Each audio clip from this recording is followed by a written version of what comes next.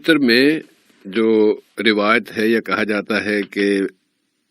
ایک رکعت میں سورہ الاعلیٰ، دوسری میں سورہ الکافرون اور تیسری میں تینوں قل پڑھے جائیں،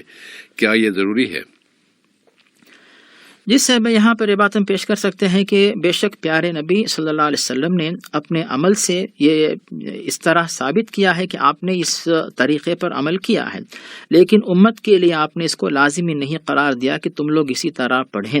اگر کسی کے پاس وقت ہے تو ان تینوں صورتوں کو جو بھی طریقہ بتایا گیا اس کے مطابق عمل کریں، اور اگر کسی کے پاس وقت نہیں ہے یا پھر صورت یاد نہیں ہے، تھکا ہوا ہے، تو پھر ایسا شخص جو ہے چھوٹی صورتیں بھی پڑھ سکتا ہے، جیسے والعصر ہے، اذا جاء لإلاف قریش انا اعطینا،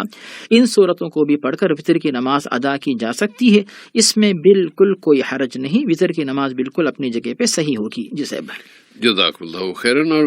مولانا اس میں محمد بھائی سے ایک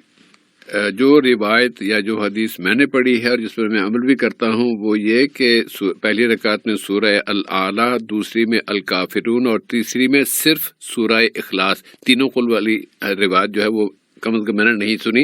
یا نہیں پڑھی، جو پڑھی ہے وہ سورہ اخلاص کی ہے۔